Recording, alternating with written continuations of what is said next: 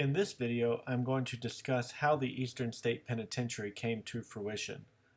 Eastern State was actually preceded in conception, funding, and construction by the Western State Penitentiary, which was located in Pittsburgh, Pennsylvania. This is William Strickland. He was appointed to design and oversee the construction of Western State.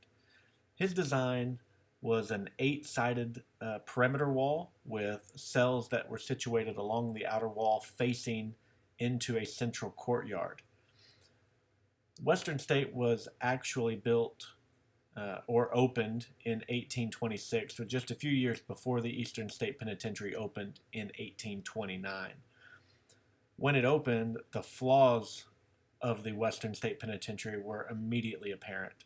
And there's three major problems that are going to be found with Western State. The first major problem was that the cells were not soundproof. And this is going to conflict with the separate and silent system. If the inmates in the cells can hear and communicate what's happening in the cells next door, then the separate and silent system doesn't work. The second major flaw in Western State's design was the situation of the cells on the outer walls made surveillance of inmates very difficult. And then the third major flaw that we would find in Western State was that the cells were not designed for inmate labor. So they were going to be too small for inmates to work within their cells, which again would defeat the purpose of the separate and silent system. So in December of 1821, commissioners were appointed to purchase and oversee construction of a penitentiary in Philadelphia that would serve the eastern part of Pennsylvania. These commissioners offered a prize, a $300 prize for the best design, and among the many entries were Strickland, pictured here, who just resubmitted his design for the Western State Penitentiary, and then an English-born architect named John Haviland, pictured here. Haviland's design, which can be seen in this model, is a radial design of cell blocks linked to a central observation post. And oddly enough, Haviland's design was chosen, but due to his lack of experience, Strickland was appointed to oversee the construction. This is when we refer to his design, just to be clear, this is not his submitted design. The radial design that he had called for 4 cell blocks in kind of this radial design.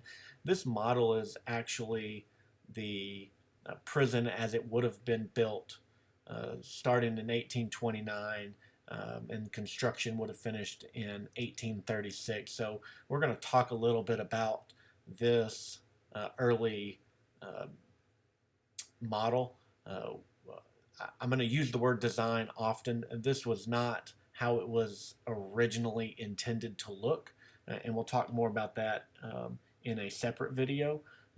But when we talk about his design, this is what we're focusing on, this central hub. This center surveillance hub would be called center, and that's the whole purpose of this design, was for someone in this surveillance hub to be able to view every single corridor that comes off of it. And that will become important later on when we discuss the evolution of Eastern State Penitentiary.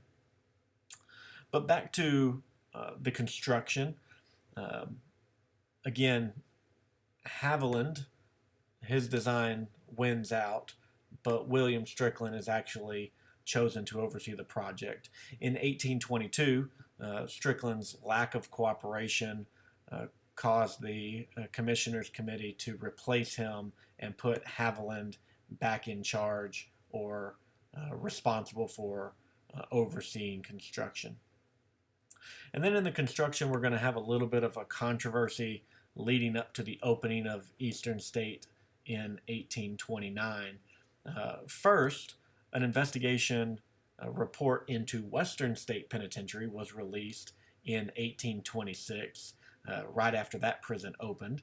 And that report argued that both prisons, the prison that just opened, Western State, and the prison that's under construction in Philadelphia, Eastern State, the report suggested that and argued that both prisons should be modified to operate like the Auburn system, which used a congregate but silent system in which inmates were working in labor together during the day, but then were separated at night. And then a building commissioner report was released in early 1828, and it came to the same conclusion as the investigation into Western State Penitentiary, that Eastern State should operate like the Auburn system. The problem with that was that by the time the report was released in January of 1828, these first three cell blocks, cell block 1, 2, and 3, had already been built. So the idea of retrofitting them to suit the Auburn system would have been way too expensive, and it would have delayed construction significantly. So Pennsylvania's legislature closed the matter by passing a law that mandated both prisons operate on the Pennsylvania system, separate and silent, or silent and separate. Pennsylvania's legislature also stipulated that inmates were to labor while confined, meaning in their cells separate from other inmates.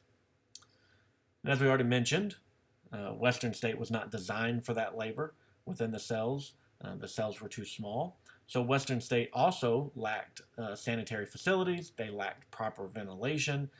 And as a result, the original Western State Penitentiary would be torn down in 1826, just 10 years after it opened, and was rebuilt with a similar design to Eastern State's.